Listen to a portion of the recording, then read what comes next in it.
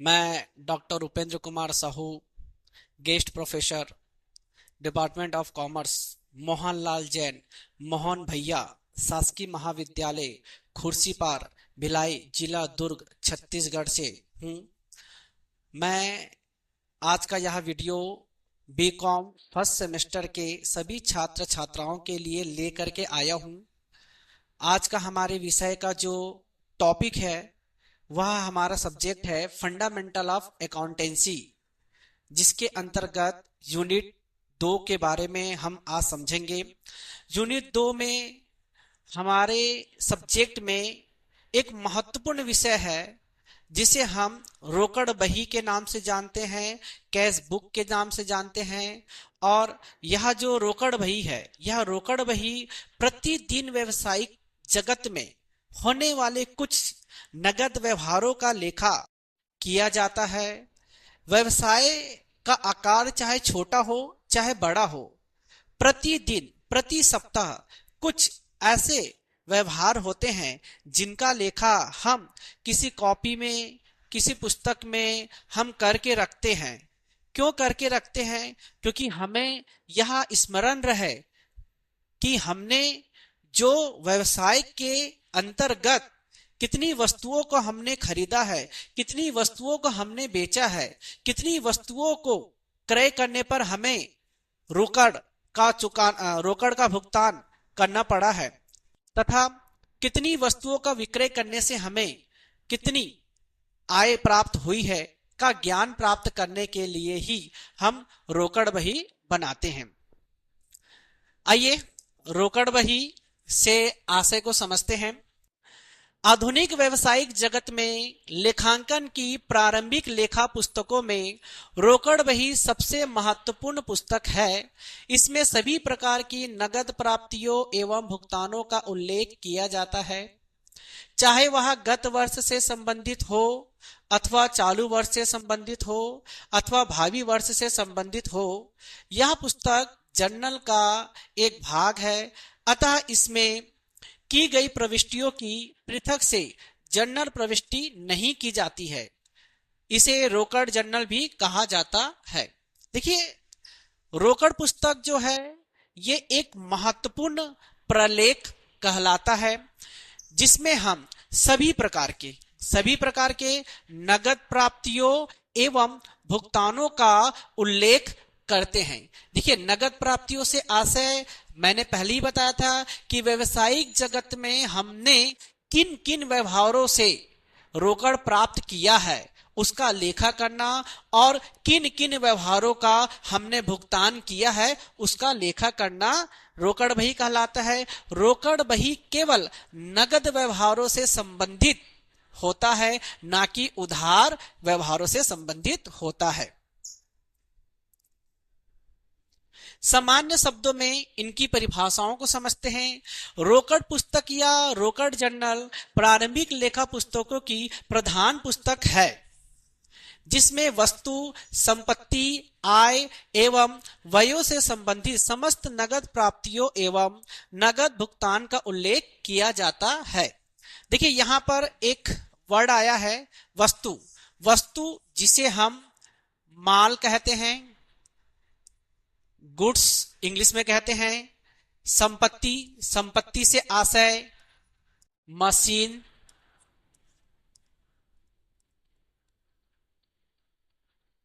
Furniture,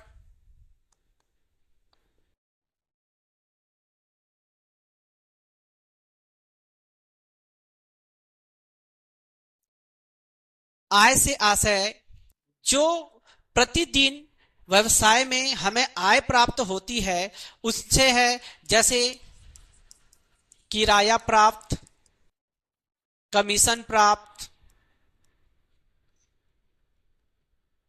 व्ययों से आशय प्रतिदिन व्यवसायिक जगत में हम किनको भुगतान किए, अर्थात वेतन का भुगतान, मजदूरी का भुगतान, गाड़ी भाड़ा का भुगतान, ठीक है। समस्त नगद प्राप्तियों एवं नगद भुगतान का उल्लेख किया जाता है। कार्टर के अनुसार रोकड़ पुस्तक प्रारंभिक लेखे की पुस्तक है जिसका उद्देश्य मुद्रा में सभी प्राप्तियों तथा भुगतान का लेखा करना है। देखिए यहां पर एक वर्ड आया है मुद्रा। मुद्रा अर्थात नगद रोकड़। अर्थात जब हम व्यवसाय में कार्य करते हैं तब जो वस्तु हम खरीद करके लाते हैं, जो वस्तु हम नगद में बेचते हैं, केवल व्यवहार नगद में होना चाहिए। इनकी कुछ विशेषताएं हैं, विशेषताओं को समझते हैं। पहला, यह प्रारंभिक लेखा पुस्तकों की सबसे अधिक महत्वपूर्ण पुस्तक है। इसमें की गई प्रविष्टियों की पृथक से पुनः जनरल प्रविष्टि नहीं की जाती है। हमें पुनः रोकड़ बही बनाने के बाद इन्हें पंजी में और कन्वर्ट करने की जरूरत नहीं होती है। इसमें केवल रोकड़ अर्थात नगद व्यवहारों का लेखा किया जाता है। इसमें केवल रोकड़ प्राप्ति एवं रोकड़ भुगतान का ही प्रविष्टियां की जाती है। यह दो भागों में विभक्त होती है। इसका बायां भाग नगद प्राप्ति तथा दायां भाग भुगतान कहलाता है। देखिए बायां भाग से आशय डेबिट पक्ष तथा दायां भाग से आशय क्रेडिट पक्ष से है। इसमें गत वर्ष, चालू वर्ष अथवा आगामी वर्ष से संबंधित सभी नगद प्राप्तियों एवं भुगतानों की प्रविष्टि की जाती है, चाहे वह आयगत हो अर्थात पूंजीगत हो। देखिए गत वर्ष से आशय जो वर्ष वर्तमान में नहीं है, चालू वर्ष से आशय जो वर्ष वर्तमान में है। जैसे 2025 अभी वर्तमान में है तो यह चालू वर्ष है। गत वर्ष जो वर्ष बीत चुका है 2024। आगामी वर्ष से आशय जो वर्ष आगे आने वाला है अर्थात 2026 से है। जितने भी प्रकार की नगद प्राप्तियां हैं, नगद भुगतान है, उनका लेखा करना। इसमें अदत्त अथवा उपार्जित प्राप्तियों एवं भुगतान की प्रविष्टि नहीं की जाती है। याद रखेंगे ना कि अदत्त उपार्जित की प्रविष्टि नहीं की जाती। देखिए अदत्त अर्थात हमें किसी व्यक्ति से कुछ धनराशि प्राप्त करना है जो हमें अभी प्राप्त नहीं हुआ है। उपार्जित का अर्थ किसी व्यक्ति को हमने पैसा दिया है लेकिन वह पैसा हमें अभी तक मिला नहीं है। रोकड़ बही का महत्व। देखिए रोकड़ से इसके मिलान में सुविधा सबसे प्रमुख महत्व में से पहला महत्व है रोकड़ से इसके मिलान में सुविधा। रोकड़ बही की सहायता से दैनिक अर्थात प्रतिदिन होने वाली व्यवहार, साप्ताहिक अर्थात प्रति सप्ताह होने वाले व्यवहार, एक निश्चित अवधि का अर्थ होता है एक निश्चित समय में के पश्चात रोकड़ शेष की जानकारी प्राप्त कर उसका उपलब्ध रोकड़ से मिलान किया जा सकता है तथा वास्तविक रोकड़ में कमी या वृद्धि होने पर त्रुटि ज्ञात कर रोकड़ बही में सुधार किया जा सकता है। देखिए जब व्यवहार किए जाते हैं तो कहीं ना कहीं कुछ त्रुटियां भी आती है। हमें उन त्रुटियों को ढूंढना पड़ता है कि हमने कहां पर त्रुटि किया है, या कभी रोकड़ बही में कुछ धनराशि में कमी हो जाती है या किसी धनराशि में वृद्धि हो जाती है। तो हमें यह देखना चाहिए कि कहां कमी हुई है, कहां वृद्धि हुई है या कहां त्रुटि हुआ है। अर्थात जब हम रोकड़ बही बनाते हैं तो हमें यह पता चल जाता है कि कहां पर क्या कमी पाई गई है। निर्णय लेने में सहायक। रोकड़ बही से रोकड़ प्राप्ति एवं भुगतान की सही जानकारी सरलता से प्राप्त की जा सकती है, जिसे संस्था की प्रभावी नीतियों के प्रतिपादन में आवश्यक निर्णय लिए जा सकते हैं तथा व्ययों पर सरलता से नियंत्रण किया जा सकता है। देखिए यहाँ पर एक वर्ड आया है संस्था। संस्था से तात्पर्य ऐसी बहुत सारी संस्थाएं हैं जो सरकारी संस्थाएं हैं और प्राइवेट संस्थाएं हैं। सभी संस्थाओं में आय और व्यय का लेखा, इनका ज्ञान प्राप्त करने के लिए ही हम कहीं ना कहीं रोकड़ बही की सहायता से हम संस्थाओं द्वारा प्रतिपादन आवश्यक निर्णय लिए जा सकते हैं तथा व्ययों पर नियंत्रण लगा सकते हैं। देखिए कभी कभी किसी संस्थान में अति आवश्यक व्यय हो जाते हैं। और उन व्ययों पर नियंत्रण हम कैसे लगाएंगे? जब तक हम रोकड़ बही का मिलान नहीं कर सकते तब तक हम किसी भी संस्था के व्ययों का मिलान नहीं कर सकते। अर्थात व्ययों का जो नियंत्रण है, व्ययों पर जो नियंत्रण है वो भी हम नहीं कर सकते। समय एवं श्रम की बचत। रोकड़ बही में की गई प्रविष्टियों की जनरल प्रविष्टि नहीं की जाती। सर्वप्रथम अच्छी बात यह है कि हमें रोकड़ खाता बनाने के बाद पुनः हमें जनरल प्रविष्टि करने की आवश्यकता नहीं होती है। इससे हमारा समय तो बचता ही है, साथ में हमें हमारा श्रम भी बचता है।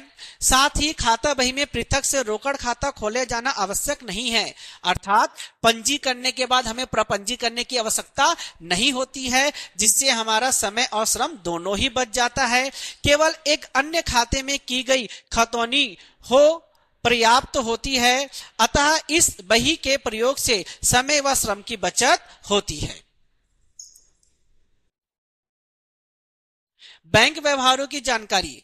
देखिए, रोकड़ बही सामान्यतः व्यापारियों के साथ साथ बैंकों के लिए भी बहुत अधिक महत्वपूर्ण है। द्विस्तंभी अथवा त्रिस्तंभी रोकड़ बही में नगद व्यवहारों के साथ साथ बैंक से संबंधित व्यवहारों का उल्लेख होता है। इससे इन बहियों में रोकड़ व्यवहारों के साथ साथ बैंक व्यवहारों की जानकारी भी प्राप्त की जा सकती है। बैंक संबंधित व्यवहारों को याद रखने के लिए पृथक से बैंक खाता तैयार करना आवश्यक नहीं होता है। देखिए, व्यवसायिक जगत में जब हमारे पास धनराशि आती है तो हम उस धनराशि को बैंक में ले जा करके जमा करते हैं। तो जमा कर दिए, इसका मतलब ये नहीं है कि हमें एक अलग से बैंक खाता भी बनाना है। उस रोकड़ खाते में ही हमें नगद व्यवहारों को दिखाना है कि हमारे पास कितने व्यवहार आए हैं और कितने व्यवहारों को हमने बैंक में जमा किया है। तो अलग से और दूसरी खाता बनाने की आवश्यकता नहीं होती है। छूट या बट्टे की जानकारी। द्विस्तंभी अथवा त्रिस्तंभी रोकड़ बही में नगद प्राप्ति पर दिया गया बट्टा एवं नगद भुगतान पर प्राप्त बट्टे की जानकारी भी एक ही स्थान पर संयुक्त रूप से प्राप्त की जा सकती है। साधारण रोकड़ बही जब हम बनाते हैं, सिंपल कैशबुक जब हम बनाते हैं, तो उसमें बट्टे की कोई भी जानकारी उपलब्ध नहीं होती है। अर्थात जब हम द्विस्तंभी रोकड़ बही तैयार करते हैं तो उसमें बट्टे की जानकारी एक ही बही के साथ हमें दिया जाता है। त्रिस्तंभी रोकड़ बही में भी हमें बट्टे की जो जानकारी है वो एक ही बही में दिया जाता है। हमें अलग से और कोई खाता बनाने की आवश्यकता नहीं होती है। रोकड़ बही के प्रकार। देखिए, रोकड़ बही सामान्यतः 3 प्रकार के होते हैं। पहला होता है simple column cashbook. Simple column cashbook अर्थात साधारण रोकड़ बही।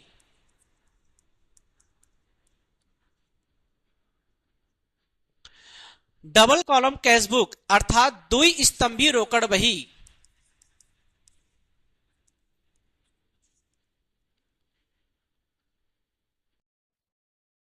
अब देखिए, द्विस्तंभी जो रोकड़ बही है वह कैश प्लस बैंक कॉलम के साथ बनता है, कैश प्लस डिस्काउंट के साथ बनता है, बैंक प्लस डिस्काउंट के साथ बनता है। द्विस्तंभी रोकड़ बही सामान्यतः 3 प्रकार से हम बना सकते हैं। ट्रिपल कॉलम कैशबुक, ठीक है।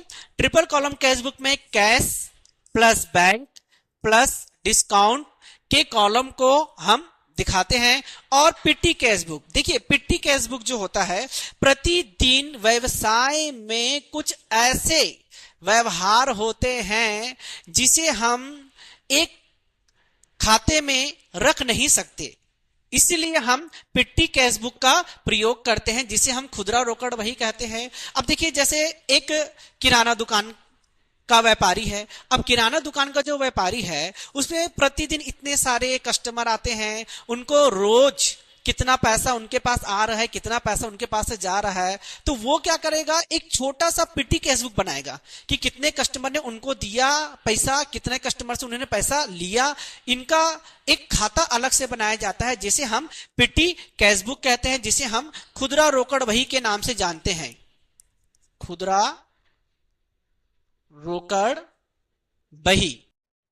तो ये जो थे ये पूरे प्रकार हैं किसके, रोकड़ बही के। अब देखिए सबसे पहला सिंगल कॉलम कैश बुक, इनको समझते हैं सिंगल कॉलम कैश बुक को। देखिए ये है single column cash book. Single column cash book में केवल और केवल अमाउंट अर्थात राशि बस दिया होता है और इनके दो पक्ष होते हैं, एक होता है डेबिट पक्ष, दूसरा होता है क्रेडिट पक्ष। डेबिट पक्ष में समस्त प्रकार के प्राप्तियों का लेखा किया जाता है और क्रेडिट पक्ष में समस्त प्रकार के भुगतान का लेखा किया जाता है। रोकड़ बही में केवल नगद व्यवहारों का लेखा किया जाता है, उधार का लेखा नहीं किया जाता है, ना ही अदद का लेखा किया जाता है, ना ही उपार्जित का लेखा किया जाता है। यह है सिंपल कॉलम कैश बुक। अब हम देखेंगे डबल कॉलम कैश बुक। तो देखिए डबल कॉलम कैश बुक में एक आपका हो गया राशि का कॉलम और एक हो गया आपका बैंक का कॉलम। देखेंगे दोनों पक्ष में ही बना हुआ है राशि और बैंक। यह है डबल कॉलम कैश बुक।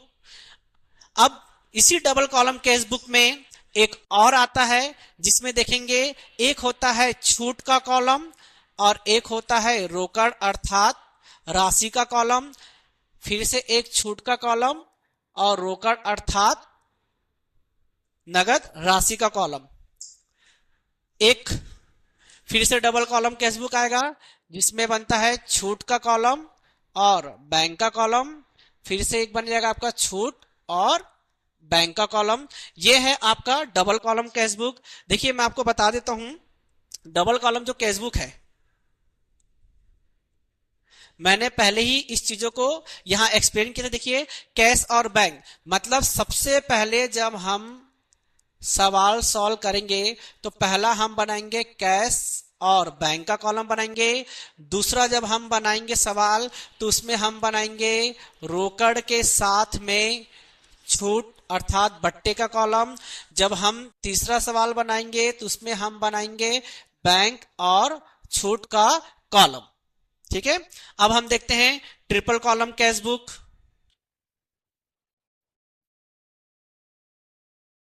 देखिए यह triple column cash book. Triple column cash book में लगभग सभी चीजों को लिखा जाता है।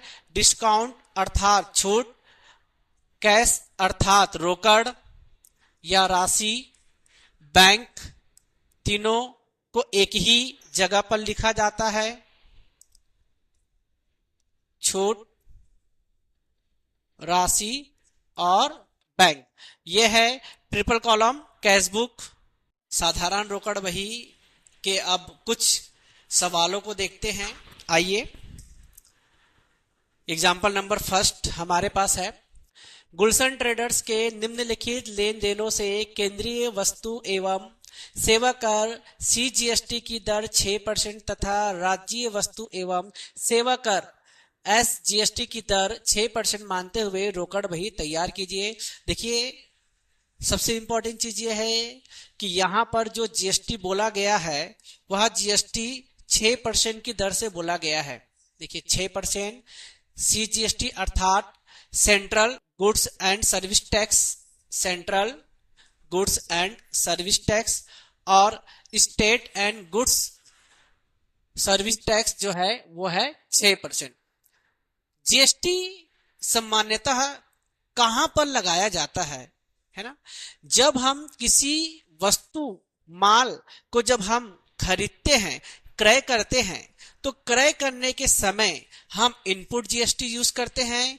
किसी वस्तु माल को जब हम बेचते हैं, विक्रय करते हैं, तब हम आउटपुट GST का यूज करते हैं। तो इस प्रश्न में जहां इनपुट लगना है, जहां आउटपुट लगना है, पहले हम उसको समझते हैं, उसके बाद फिर हम प्रश्न को सॉल्व करेंगे। तो देखिए प्रश्न इस तरीके से है, 2021 के 1 अप्रैल को ओपनिंग बैलेंस प्रारंभिक शेष हमारे पास है 82,780 रुपीस।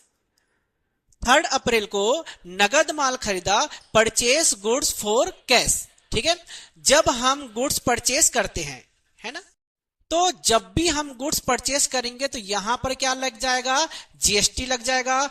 और जब हम परचेस करते हैं तो परचेस गुड्स में जो जीएसटी लगता है उसको हम बोलते हैं इनपुट। फिफ्थ अप्रैल, संजय से उधार माल खरीदा, परचेस गुड्स ऑन क्रेडिट। किससे? संजय से। ठीक है, ध्यान से समझिएगा। देखिए हम यहां माल कैसे खरीद रहे हैं, उधार में माल खरीद रहे हैं, क्रेडिट में खरीद रहे हैं। जब रोकड़ बही में उधार माल खरीदा जाता है तो उधार का जो लेखा होता है वह नहीं किया जाता है, इसलिए उधार माल का लेखा नहीं किया जाएगा। 8 अप्रैल, माल बेचा। देखिए यहां पर माल कैसे बेच रहे हैं, हम गुड्स सोल्ड कर रहे हैं, तो यहां पर भी क्या लग जाएगा, जीएसटी लग जाएगा। जैसे हम जब यहां माल खरीदे तो यहां इनपुट लगा जीएसटी, लेकिन यहां जो लगेगा वो लगेगा आउटपुट जीएसटी। ठीक है। संदीप को उधार माल बेचा, कब? 12 अप्रैल को संदीप को उधार माल बेचा। मैंने पहले ही कहा था कि उधार का जो प्रविष्टि होती है ना, उसका रोकड़ बही में लेखा नहीं किया जाता। देखिए यहां पर फिर से एक शब्द आ गया, उधार, जिसको इंग्लिश में हम बोलते हैं क्रेडिट। तो क्रेडिट का जो लेखा होता है वह रोकड़ बही में बिल्कुल भी नहीं किया जाता है। मशीन खरीदी, मशीन हमारी संपत्ति है, एसेट्स है। जब भी हम कोई एसेट्स परचेस करते हैं तो इस पर भी जीएसटी लगाया जाता है, और जब भी हम परचेस करते हैं तो इस पर जो जीएसटी लगता है वह इनपुट जीएसटी लगता है। याद रखेंगे, इनपुट जीएसटी। नेक्स्ट, संजय को भुगतान किया। भुगतान अर्थात हम पेमेंट कर रहे हैं, पेड कर रहे हैं, हमारे पास से कैश जा रहा है। तो जब हम पेमेंट कर रहे हैं, पेड कर रहे हैं, तो इस पे जीएसटी नहीं लगता है। संदीप से रोकड़ प्राप्त की, अर्थात संदीप से हमने रोकड़ प्राप्त किया, हमारे पास कैश आया है, कैश रिसिप्ट हुआ है। अच्छा, ये पॉइंट समझेंगे। 28 अप्रैल को सोम प्रकाश को किराया चुकाया, रेंट पेड टू सोम प्रकाश। जब किसी व्यक्ति के नाम से जब हम किराया पेड करते हैं तो यहां पर लग जाता है जीएसटी, और इस जीएसटी में लग जाता है इनपुट। क्यों इनपुट लगता है? क्योंकि ये पेड है, पेड अर्थात चुकाया है, चुकाया अर्थात व्यय है, व्यय अर्थात भुगतान, भुगतान अर्थात पेमेंट। यहां हमने कैश दिया है, इसलिए यहां इनपुट जीएसटी लगता है। लास्ट 30 अप्रैल, वेतन दिया, सैलरी पेड। यहां पर देखेंगे किसी व्यक्ति का नाम नहीं है तो यहां पर जीएसटी नहीं लगेगा। ठीक है, तो बच्चों लोग इतना समझ में आ गया सबको। अब हम इसको बनाते हैं क्वेश्चन को। चलिए आइए, सिंगल कॉलम कैश बुक हम देखते हैं यह किस तरीके से बनता है, समझेंगे सभी बच्चे। सबसे पहला चीज, क्वेश्चन तो हमने पढ़ ही लिया था। सबसे पहले डेट इसमें दिया है 2021 का। अब 2021 का जो डेट दिया है ना, तो यहां पर हम लोग मेंशन कर देंगे। देखिए डेबिट में भी डेट है, क्रेडिट में भी डेट है। कुछ चीजें हम आपको बता देना चाहते हैं। डेबिट पक्ष में जितना भी चीज रिसिप्ट होगा, प्राप्त होगा, उनका लेखा डेबिट में करेंगे। क्रेडिट में जो अमाउंट हमें पेमेंट होगा, पेड होगा, उसका लेखा करेंगे। तो सबसे पहले यहां पर हम ईयर मेंशन करेंगे 2021, 2021। ठीक है, इतना समझ आ गया। क्वेश्चन चेक करेंगे। देखिए 1 अप्रैल प्रारंभिक शेष, ठीक है, 82,780। तो यहां पर लिखेंगे 1 अप्रैल डेबिट में शेष लाया गया, बैलेंस ब्रॉट डाउन, ठीक, 82,780, 82,780। ठीक है, पहला अमाउंट। नेक्स्ट देखेंगे 3 अप्रैल नगद माल खरीदा। अब देखिए माल हम क्रय कर रहे हैं 3 अप्रैल को, ठीक है, तो यहां पर दिखा देंगे 3 अप्रैल। अब हम माल क्रय कर रहे हैं तो यहां पर दिखाएंगे क्रय खाता को हमने माल खरीदा। हमने माल कितने का खरीदा? देखो तो 16,500 रुपए का। तो यहां पर दिखा देंगे 16,500 500 रुपए। अब देखिए क्रय हुआ है, परचेस हुआ है, तो परचेस में जीएसटी लगता है, ठीक है।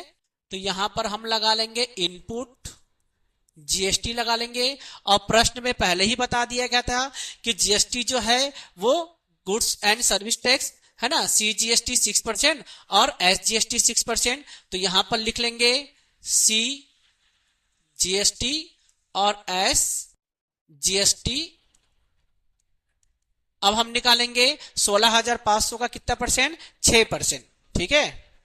तो 16,500 का निकलेगा 6%, 990। तो 990 जो निकलेगा वो इनपुट में भी जाएगा सीजीएसटी में और इनपुट के एसजीएसटी में भी जाएगा 990।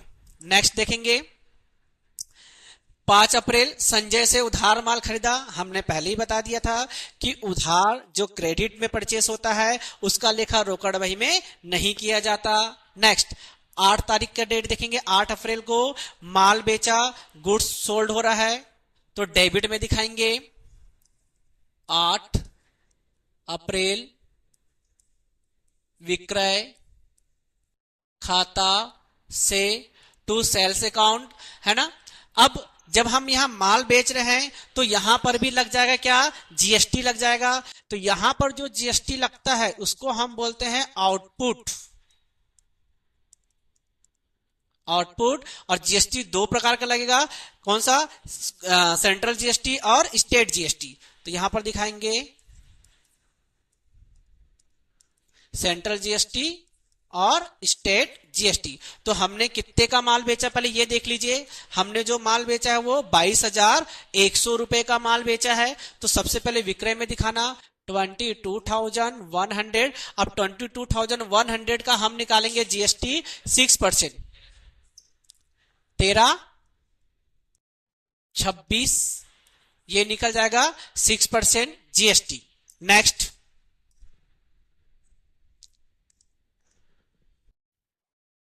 सॉरी ये है ना, क्या लिखा देखिए, 12 अप्रैल संदीप को उधार माल बेचा। फिर से हम क्या कर रहे हैं, उधार माल बेच रहे हैं, तो उधार का लेखा रोकड़ बही में नहीं किया जाता है।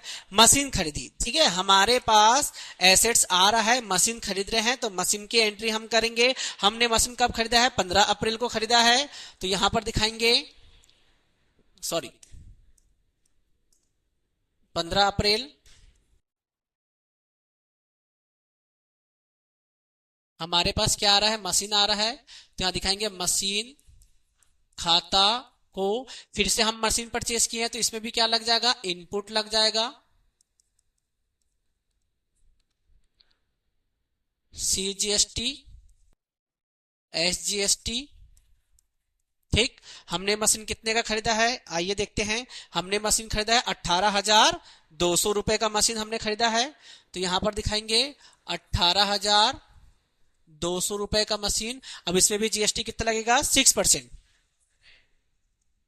1092 ये लग जाएगा जीएसटी। नेक्स्ट अब देखिए क्या लिखा है, संजय को भुगतान किया, पेमेंट कर रहे हैं 20 तारीख को। तो दिखाएंगे 20 अप्रैल आप भुगतान किसको कर रहे हैं, तो यहां लिखेंगे संजय को पेमेंट कर रहे हैं। तो संजय को पेमेंट कितना कर रहे हैं, देखिए 20,000 रुपए। तो यहां दिखा देंगे 20,000 रुपए संजय को पेमेंट किए। नेक्स्ट फिर क्या लिखा है, संदीप से रोकड़ प्राप्त हुई। अब आपसे कैश रिसिप्ट हो रहा है, कौन से डेट पे रिसिप्ट हो रहा है, 22 को। तो यहां पर दिखा देंगे 22 अप्रैल संदीप से हमें कैश प्राप्त हो रहा है। और संदीप से कितना कैश प्राप्त हो रहा है, 25,000 रुपए। तो यहां शो कर देंगे 25,000 रुपीस। नेक्स्ट फिर क्या बोला है, सोम प्रकाश को किराया चुका है, रेंट पे कर रहे हैं 28 अप्रैल को। तो यहां पर दिखा देंगे क्रेडिट में 28 अप्रैल रेंट पेड किराया खाता को। अब देखिए किसी व्यक्ति के नाम से जब हम किराया चुकाते हैं तो यहां जीएसटी लग जाता है, और इसमें जीएसटी जो लगता है वो लगता है input, input CGST, input SGST, और इसमें भी GST 20% लगाएंगे। तो देखिए किराया हम कितना चुका रहे हैं, 5,300। तो 5,300 का 6%, 318 रुपए CGST और SGST। नेक्स्ट, ठीक है। लास्ट 30 अप्रैल वेतन दिया, सैलरी पेड। तो यहां पर दिखा देंगे क्रेडिट में 30 अप्रैल वेतन खाता को सैलरी चुका रहे हैं। हम सैलरी कितना दे रहे हैं, 7,800।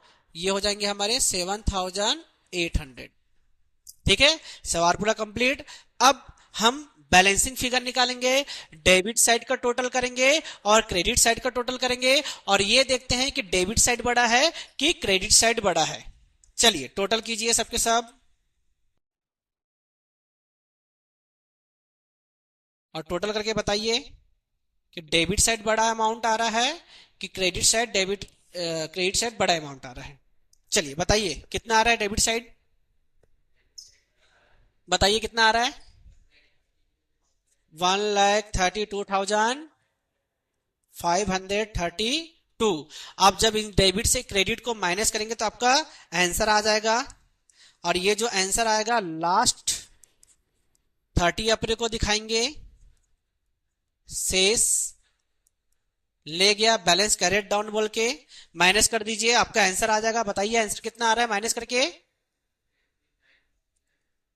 59,932। और अकाउंट क्लोज करने पर दोनों अमाउंट इक्वल आ जाएगा।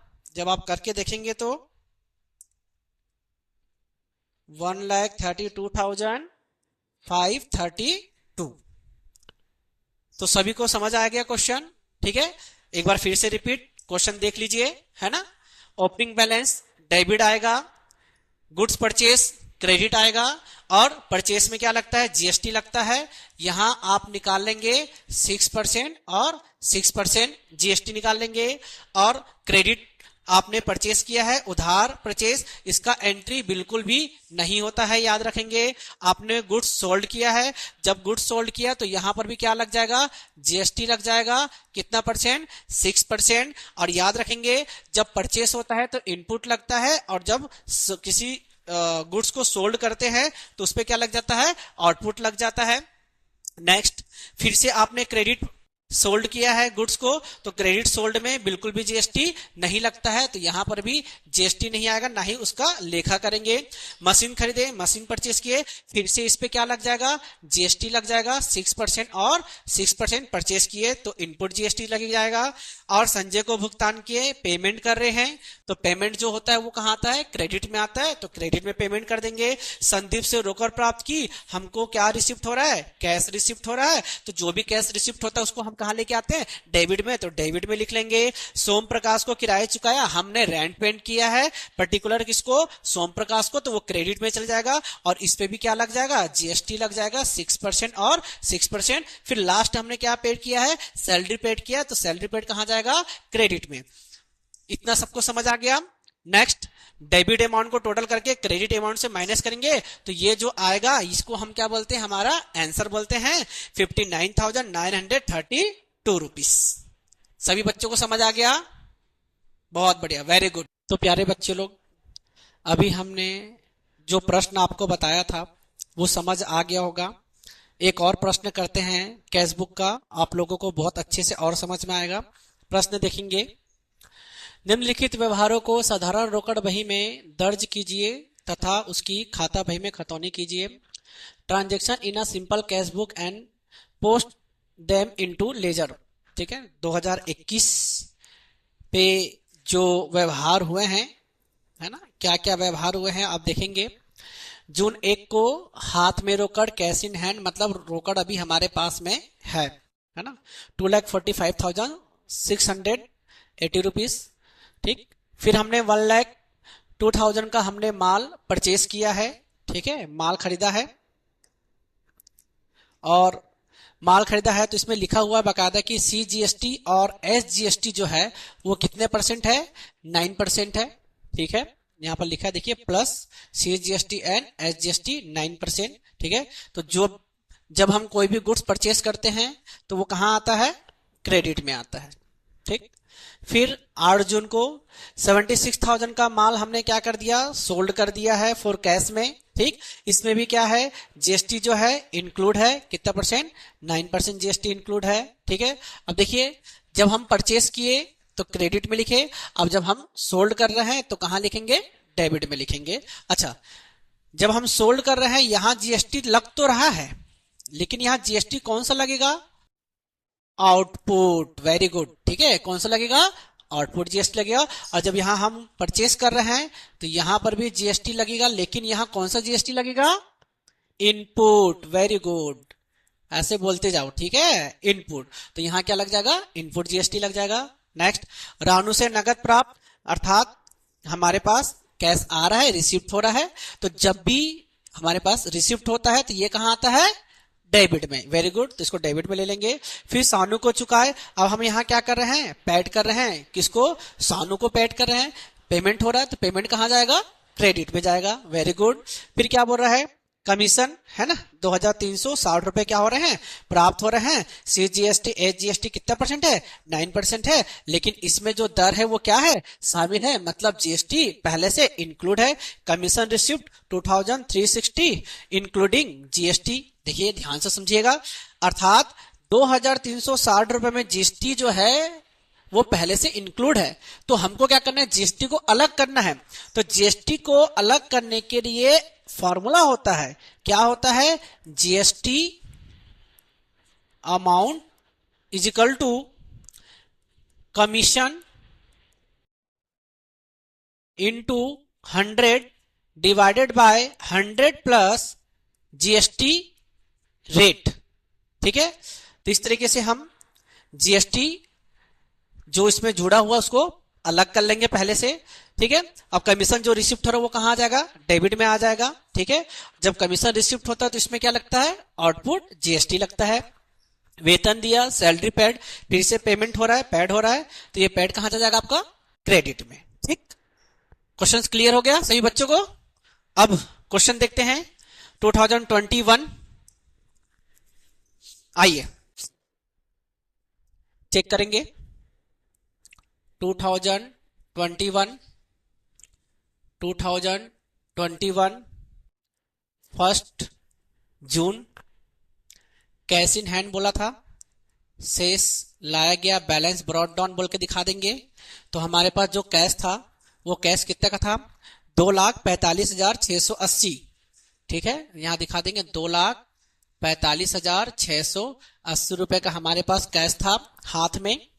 नेक्स्ट, 3 जून को हमने माल खरीदा है, तो माल हमने जब परचेस किया है तो कहां आएगा, क्रेडिट में आएगा।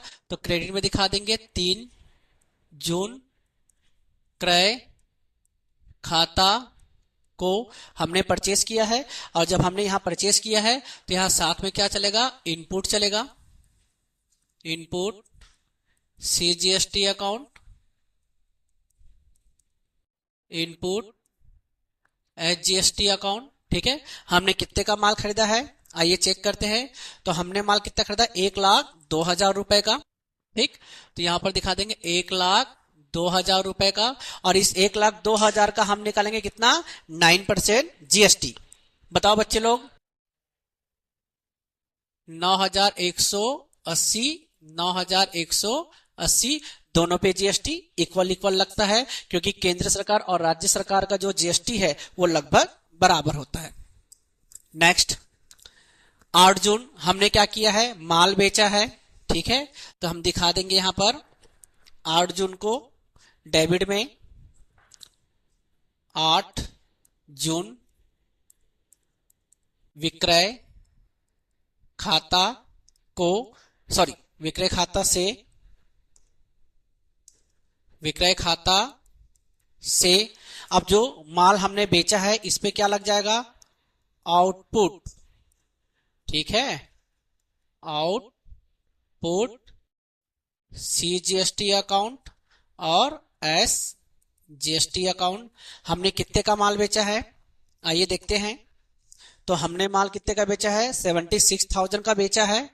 ठीक है, तो आप दिखा देंगे 76,000 का हमने माल बेचा है, और इस 76,000 का जो जीएसटी वो कितना परसेंट लगेगा, 9%। बताइए बच्चे लोग, 6,840, 6,840 ये लग जाएगा आपका कितना, 9% जीएसटी। नेक्स्ट चेक करेंगे, 13 जून रानू से नगद प्राप्त, कैश रिसिप्ट हो रहा है। जब कैश रिसिप्ट होता है तो वो कहां आता है, डेबिट में आता है। तो यहां दिखा देंगे 13 जून किससे प्राप्त हो रहा है, रानू से कैश रिसिप्ट हो रहा है। कितना कैश रिसिप्ट हो रहा है चेक करेंगे बेटा, रानू से 84,500। तो यहां पर दिखा देंगे 84,500 का हमको क्या रिसिप्ट हो रहा है, कैश रिसिप्ट हो रहा है। नेक्स्ट फिर क्या बोल रहा है, देखिए सानू को चुकाए, पेड टू सानू। तो सानू को हम जो चुका रहे हैं वो कहां जाएगा, क्रेडिट में जाएगा। तो क्रेडिट में दिखा देंगे 19 जून।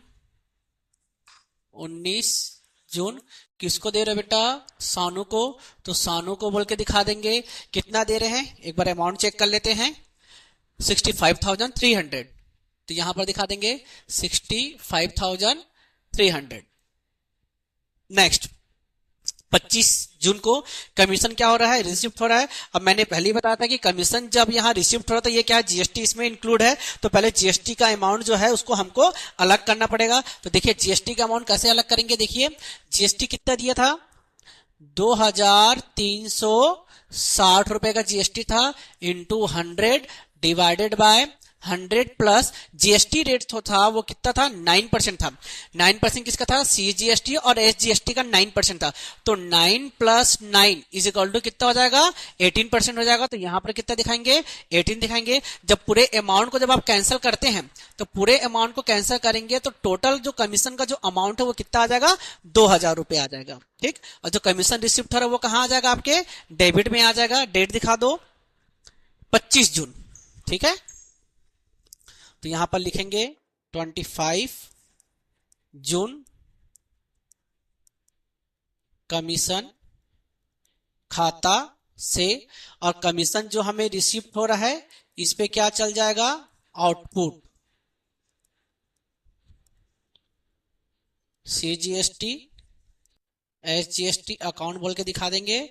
और हमने अभी कमीशन निकाला कितना, 2,000 रुपए का कमीशन निकाला, और इसमें कमीशन में जो बोला गया था कितना परसेंट जीएसटी बोला था, 9%। बताओ बच्चे लोग कितना आएगा, तो ये 180 सीजीएसटी, 180 एसजीएसटी। ठीक, लास्ट एंट्री चेक करेंगे। लास्ट एंट्री क्या बोला, देखिए वेतन दिया, कब दिया, 30 जून को वेतन दिया। तो वेतन चुका रहे हैं तो किधर आएगा, क्रेडिट में आएगा। तो क्रेडिट में दिखा देंगे, सॉरी वेतन चुका रहे हैं, कितना चुका रहे हैं, तो 30 जून को लिखेंगे वेतन खाता को। तो वेतन खाता को बोल के दिखा देंगे कितना पे कर रहे हैं, 6,000 रुपए। तो ये हो जाएंगे आपके 6,000 रुपए। ठीक है, अब बैलेंसिंग फिगर निकालेंगे। अब ये देखते हैं डेबिट का पक्ष बड़ा है कि क्रेडिट का पक्ष बड़ा है। और सामान्यतः रोकड़ खाते में जो है वो डेबिट पक्ष अधिकतर बड़ा होता है, और क्रेडिट पक्ष जो होता है वो सामान्यतः कम होता है। रोकड़ बही में, है ना, याद रखेंगे, रोकड़ बही में सामान्यतः इनका जो आंसर होता है वो क्रेडिट में ही आता है, हमेशा याद रखेंगे। चलिए टोटल कीजिए, बताइए कितना आ रहा है, 4,22,220 रुपए आपके डेबिट साइड का आ रहा है। और इसमें से क्रेडिट के अमाउंट को माइनस कर दो, तो जून का जो मंथ होता है लास्ट 30 जून, यहां दिखाएंगे शेष ले गए, बैलेंस कैरेट डाउन बोल के। तो बैलेंस बताइए बेटा, माइनस करके कितना आ रहा है, 2,30,560 रुपए। ठीक है, अकाउंट क्लोज कर देंगे, 4,22,220, है ना, याद रखेंगे। और आपका जो आंसर है वो ये वाला है, 2,30,560। कोई डाउट? क्वेश्चन मैंने पहले ही आप सबको बता दिया था, पहले ही मैंने एक्सप्लेन कर दिया था, और इससे पहले वाला भी क्वेश्चन मैंने आप लोगों को बता दिया था। आई होप आप लोगों को ये दोनों क्वेश्चन अच्छे से समझ में आ गया होगा। ठीक है। थैंक यू बच्चे लोग।